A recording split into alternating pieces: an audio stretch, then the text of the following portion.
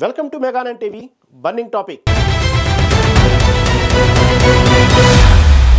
Tug Life cinema release అవుతున్న వేళ hero Kamal Haasan చిక్కుల్లో పడ్డారు. ఆయన చేసిన వ్యాఖ్యలు ఇప్పుడు వివాదాన్ని రాజేశాయి. అసలు కమల్ హాసన్ ఏం మాట్లాడారు? కర్ణాటక నేతలు సీఎం సిద్ధరామయ్య ఈ విషయంలో ఎలా స్పందించారు? కమల్కు ఎలాంటి కౌంటర్లు వస్తున్నాయి? ఆయన ఈ విమర్శలపై ఏమైనా స్పందించారా? కర్ణాటకలో కన్నడ భాష గురించి ఎందుకు తరచూ గొడవలు వస్తున్నాయి? కమల్ హాసన్ రాజ్యసభకు వెళ్లే సమయంలో ఈ వివాదం ఎలాంటి ప్రభావం చూపుతుంది? Watch the story.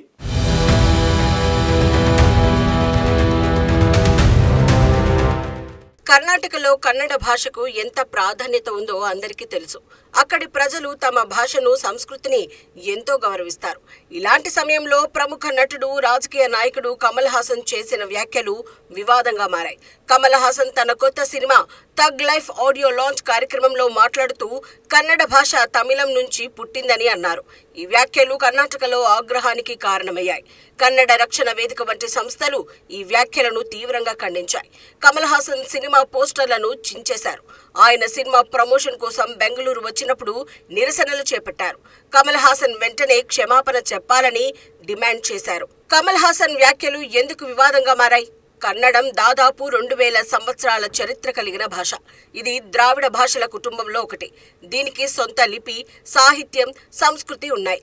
Kamal Haasan Kannada భాష తమిళం నుంచి పుట్టిందని చెప్పడం కన్నడ భాష స్వతంత్ర చరిత్రను, గుర్తింపును తక్కువ చేసినట్లు కర్ణాటక ప్రజలు భావిస్తున్నారు.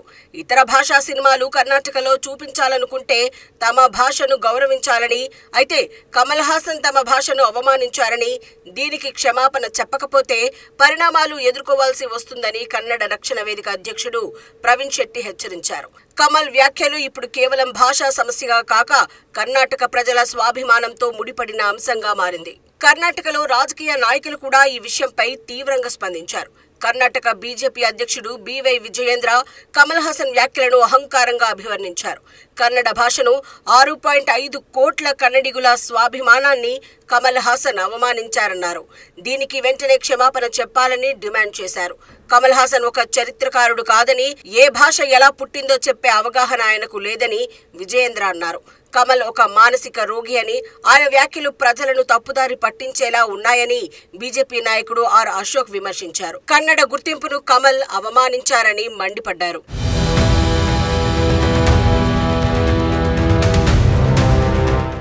కర్ణాటక ముఖ్యమంత్రి సిద్ధరామయ్య కూడా కమల్ హాసన్ వ్యాఖ్యలపై స్పందించారు. కన్నడ భాషకు సుదీర్ఘ చరిత్ర ఉందని, కమల్ హాసన్ ఈ చరిత్రను తెలుసుకోకుండా మాట్లాడారని, ఇది ఆయన అజ్ఞానమని సిద్ధరామయ్య విమర్శించారు. కన్నడ భాష భారతదేశంలోనే కాదు, ప్రపంచ వ్యాప్తంగా చాలా ప్రాంతాల్లో శతాబ్దాలుగా ప్రముఖ భాషగా ఉందన్నారు సిద్ధరామయ్య.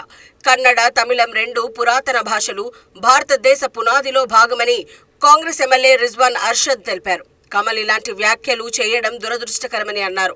అయితే ఈ విషయంలో కాంగ్రెస్, బీజేపీ నాయకులు ఒకే విధంగా కమల్ ను విమర్శించడం గమనార్హం. అటు కన్నడ రక్షణ వేదిక సభ్యులు కమల్ ను నల్ల ఇంకుతో దాడి చేసేందుకు సిద్ధమయ్యారు. కానీ ఆయన బెంగళూరు నుంచి త్వరగా వెళ్లిపోయారు.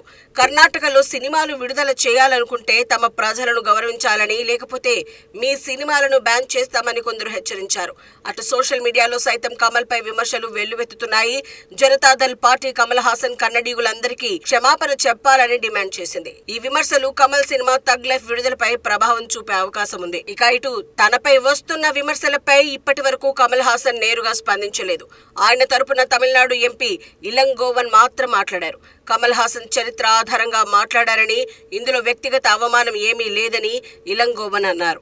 ఎవరూ కన్నడ భాషకు వ్యతిరేకం కాదని క్లారిటీ ఇచ్చారు. కానీ ఈ వివరణ కర్ణాటక ప్రజలను సంతృప్తిపరచలేదు. కమల్ హాసన్ నేరుగా క్షమాపణ చెప్పాలని వాళ్ళు డిమాండ్ చేస్తున్నారు.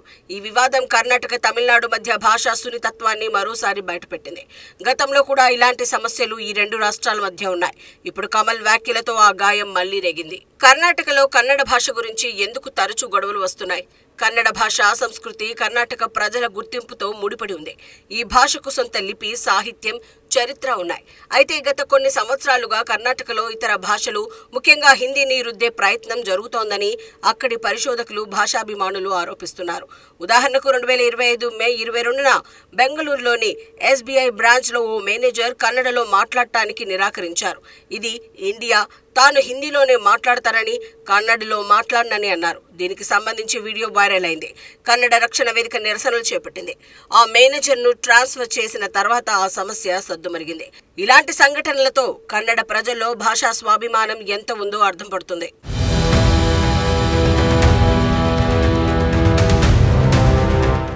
తమిళనాడులో కూడా భాష మీద మక్కువ చాలా ఎక్కువ. తమిళ భాష కూడా ద్రావిడ భాషల కుటుంబంలో ఒకటి. దీనికి కూడా 2000 సంవత్సరాలకు పైగా చరిత్ర ఉంది.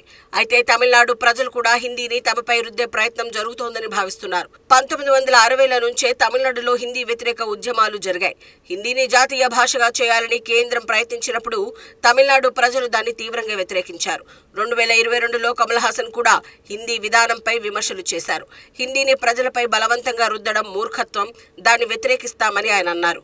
తమిళనాడు, కర్ణాటక 2 రాష్ట్రాలు హిందీ విధానాన్ని వ్యతిరేకించినా ఇప్పుడు కమల్ హాసన్ వ్యాఖ్యలతో ఈ 2 రాష్ట్రాల మధ్య కొత్త వివాదం తలెత్తింది. హిందీపై ఇతర రాష్ట్రాలు ఒకే విధంగా పోరాటం చేసినా ఇప్పుడు కమల్ హాసన్ వ్యాఖ్యలతో తమిళనాడు, కర్ణాటక ప్రజలు ఒకరిపై ఒకరు విమర్శలు చేసుకుంటున్నారు. తమిళ భాష వాళ్ళది, కన్నడ భాష మాది, తమ భాషను అవమానించే హక్కు ఎవరికీ లేదని కర్ణాటకలో కన్నడ రక్షణ వేదిక సభ్యులు అంటున్నారు. మరోవైపు తమిళనాడు నుంచి కమల్ కు మద్దతుగా కొందరు మాట్లాడారు. కమల్ చరిత్ర ఆధారంగా మాట్లాడారు, ఇందులో అవమానం ఏమీ లేదని వాళ్ళు అంటున్నారు. ఈ వివాదం 2 రాష్ట్రాల మధ్య భాషా సున్నితత్వాన్ని మరింత పెంచింది. గతంలో కావేరీ నీటి వివాదం, సరిహద్దు సమస్యలతో ఈ 2 రాష్ట్రాల మధ్య ఉద్రిక్తత ఉంది. ఇప్పుడు ఈ భాషా వివాదం ఆ ఉద్రిక్తతను మరింత పెంచింది. ఈ వివాదం మధ్యలోనే కమల్ హాసన్ రాజ్యసభకు వెళ్తున్నారు. తమిళనాడులో DMK పార్టీ కమల్ హాసన్ నడిపే మక్కల్ నీది మయ్యం పార్టీకి ఒక రాజ్యసభ సీటు కేటాయించింది. 2024 లోక్సభ ఎన్నికల ముందు DMK, MNM మధ్య ఒప్పందం కుదిరింది. ఆ ఎన్నికల్లో MNM, DMK కాంగ్రెస్ కూటమికి మద్దతు ఇచ్చింది. ఆ కూటమి తమిళనాడులో 39 సీట్లు గెలిచింది. ఆ మద్దతుకు బదులుగా DMK అధ్యక్షుడు తమిళనాడు సీఎం MK స్టాలిన్ కమల్ హాసన్ కు రాజ్యసభ సీటు ఇస్తామని హామీ ఇచ్చారు. 2025 జూన్ 19న జరిగే రాజ్యసభ ఎన్నికల్లో కమల్ హాసన్ అభ్యర్థిగా నిలబడనున్నారు. DMK తరపున మరో 3 అభ్యర్థులు కూడా పోటీలో ఉన్నారు. రాజ్యసభకు వెళ్లే సమయంలో కమల్ హాసన్ ఈ కన్నడ భాషా వివాదంలో చిక్కుకోవడం ఆసక్తికరంగా మారింది. ఒకవైపు కమల్ రాజకీయ జీవితంలో కొత్త అడుగు వేస్తున్నారు. మరోవైపు ఈ వివాదం ఆయన ఇమేజ్ ను దెబ్బతీసే అవకాశం ఉంది. కర్ణాటకలో ఆయన సినిమా థగ్ లైఫ్ విడుదలపై ఈ వివాదం ప్రభావం చూపవచ్చు. కమల్ హాసన్ రాజ్యసభ సభ్యుడిగా ఎన్నికైతే ఆయన తమిళనాడు రాజకీయాల్లో మరింత బలం పొందే అవకాశం ఉంది. కానీ ఈ వివాదం కర్ణాటకలో ఆయనకు వ్యతిరేకతను తెచ్చిపెట్టింది. ఈ పరిస్థితి కమల్ రాజకీయ, సినిమా జీవితంపై ఎలాంటి ప్రభావం చూపుతుందో చూడాలి.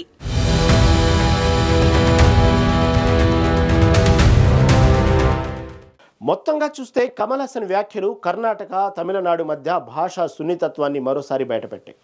ఇరు రాష్ట్రాలు హిందీ విధానాన్ని వ్యతిరేకించినా ఇప్పుడు ఒకరి భాషను మరొకరు అవమానించారనే భావనతో వివాదం మొదలైంది. కమల్ హాసన్ ఈ వివాదంపై నేరుగా స్పందించి క్షమాపణ చెప్పకపోతే కర్ణాటకలో ఆయన సినిమాలపై, రాజకీయ ఇమేజ్పై ప్రభావం పడే అవకాశం ఉంది. రాజ్యసభకు వెళ్లే సమయంలో ఈ వివాదం కమల్కు ఒక సవాల్గా మారింది. ఈ పరిస్థితి ఎలా మలుపు తిరుగుతుందో, కమల్ ఈ వివాదాన్ని ఎలా ఎదుర్కొంటారో చూడాలి.